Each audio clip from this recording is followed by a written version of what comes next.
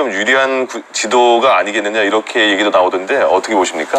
근데 지금 역시 이번 선거 판도를 전망하려면 역시 가장 직전 선거를 살펴봐야 됩니다. 그 대통령 선거였습니다.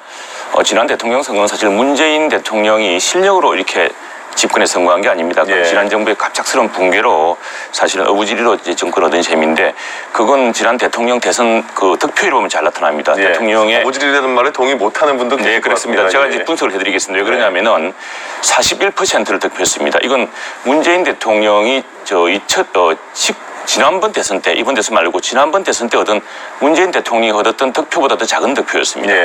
그리고 투표율을 감안하더라도 국민의 31% 정도가 문재인 대통령에게 투표를 한 셈입니다. 나머지는 반대했거나 투표를 안 했죠.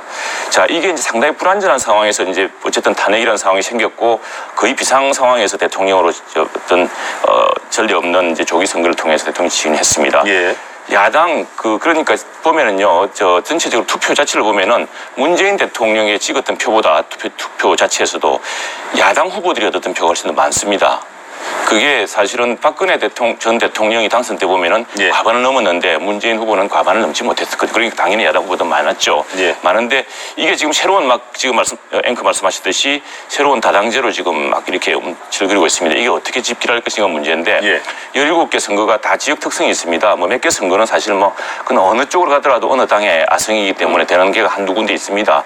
그 외에는 전체적으로 이 다당제가 어떻게 짜여지고 이 문재인 대통령이 지난번에 얻었던 그 득표율이 확산될 것이냐 아니면은 지난번에 어떤 야당의 지지율이 야당이 때 분산돼 있지 않았습니까? 야당 지지자가 홍준표 후보, 그다음에 안철수 후보, 그다음에 유승민 후보 이렇게 분산돼 있었는데 이것이 어떻게 그 지방선거에서 결집할 것인가 이게 가장 큰 변수가 될 테고요.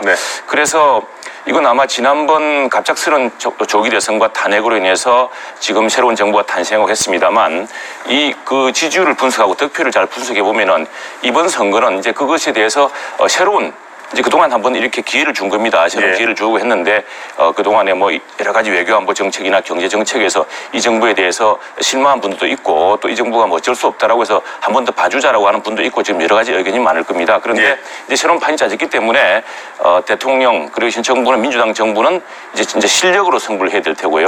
또 야당은 새로운 어떤 세력의 결집으로 기존의 대통령 선거에서 보였던 분산됐던 표를 얼마나 통합시켜내느냐 이게 관건이 되겠습니다. 제가 이제 최영두 교수님하고 좀 전혀 관점이 달라서 좀